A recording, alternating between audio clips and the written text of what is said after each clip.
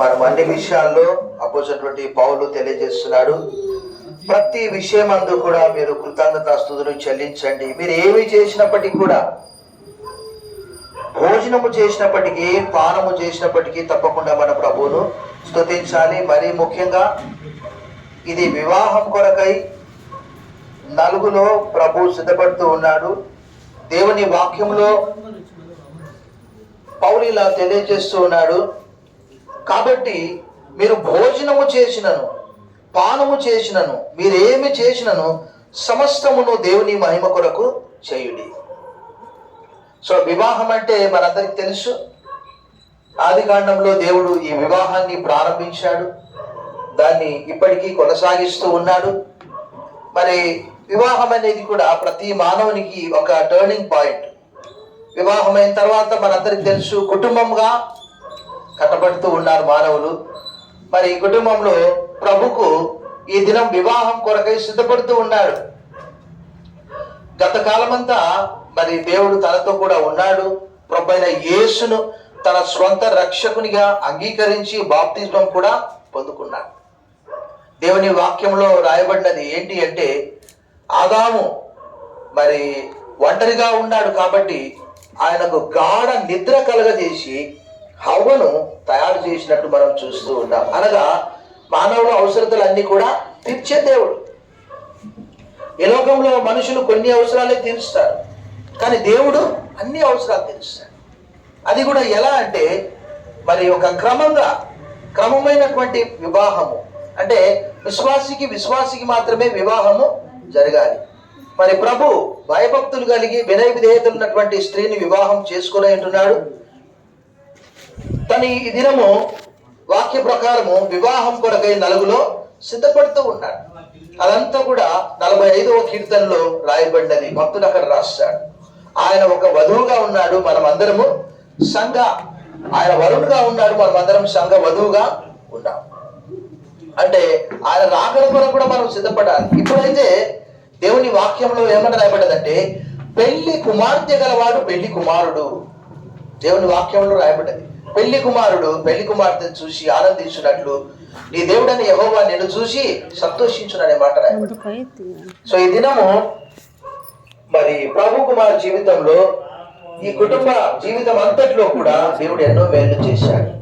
మరి ముఖ్యంగా వివాహం అంటే దేవుని వాక్య ప్రకారం అన్ని విషయాల్లో, అంటే ఫుట్నోట్స్ లో అందరిలో ఘనమైనది. సో ఈ సంతోషానికి మీరందరూ కూడా వచ్చారు. కారణం ఏంటంటే సంతోష సమయం. అఫ్ కోర్స్ దుఃఖంలో కూడా వస్తారు. ఒకరికి బాధ కలిగిందంటే మనం కూడా బాధపడుతుంటాం. ఒకరి కుటుంబంలో వివాహం జరుగుతుందంటే లేఖనం ఏం చెబుతున్నది, శరీరంలో ఒక అవయవం ఘనత పొందితే శరీరం అంతటికి ఘనత. ఇక్కడ వివాహం జరుగుతుంది కాబట్టి మనమందరం కూడా ఏం చేస్తున్నాం, సంతోషిస్తున్నాం. సో ఈ మంచి సంతోష సమయాన్ని బట్టి, సంతోష దినాన్ని బట్టి, ఇది దేవుడు ఏర్పాటు చేసినటువంటి దినమని కూడా 118వ కీర్తనలో కీర్తనకాడు అంటాడు, this is the day that the Lord has made అనే మాట రాయబడింది. We will rejoice and be glad in it. ఈ మంచి దినాన్ని బట్టి మరి ప్రభు కొరకు దేవుడు మంచి వివాహం ఏర్పాటు చేయనంటున్నాడు. ఇంకా 2 దినముల్లో వివాహం కూడా జరిగిపోతుంది. సో ఇంతవరకు తనకు అనేక రకాలుగా బాల్యం నుండి తోడుగా ఉన్నాడు. మరి తల్లిదండ్రి కుటుంబం ఏర్పాటు చేశాడు, రక్షణ ఏర్పాటు చేశాడు. ఆ రక్షణను బట్టి కూడా ఉత్సహించాలి, సంతోషించాలి, ఆనందించాలి. మరి యవ్వన జీవితంలో వివాహం చేసుకోవడం అనేది కూడా దేవుని వాక్య ప్రకారము ఒక గొప్ప దీవెన. సో ఈ వాక్యం ద్వారా మనం ఏమి చేసినప్పటికీ, భోజనం చేసినా, పానం చేసినా, నలుగు వేసినా, వివాహం చేసుకున్నా, వివాహం అనేది దేవుని మహిమ కొరకు దేవుడు చేశాడు. ఆ రోజు ఆదాము ఒంటరిగా ఉన్నాడని చెప్పి దేవుడు గ్రహించి ఇది మంచిది అన్నాడు. అన్ని జతలుగా చేశాడు. ఒక ఆదాము మాత్రము ఒంటరిగా ఉన్నాడు.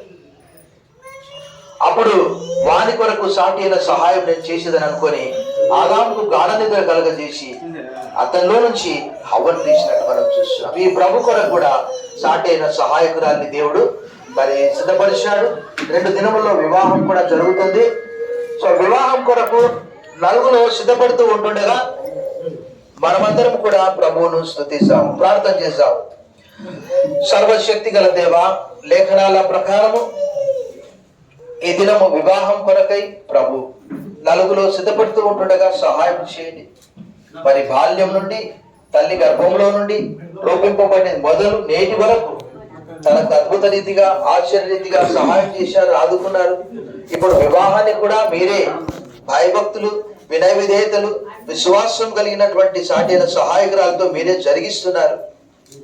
వివాహ జీవితంలోని, వివాహ క్రమంలోని నాన్న ఆ అవసరతలన్నీ కూడా, ఆర్థిక అవసరత, ఆరోగ్య అవసరత, ఆధ్యాత్మిక అవసరత అన్ని కూడా తీర్చండి. 2 కుటుంబాలను, 2 మనస్సులను ఐక్యపరచుకొని ఈ సంతోష సమయం అనేక మంది ఇక్కడ చేరి నేను స్తుతిస్తున్నాను ప్రభువా, నీకు వందనాలు. ఈ ఉదయకాలం కొరకు వందనాలు చెల్లిస్తూ యేసు నామములో ప్రార్థిస్తున్నాం తండ్రి, ఆమేన్.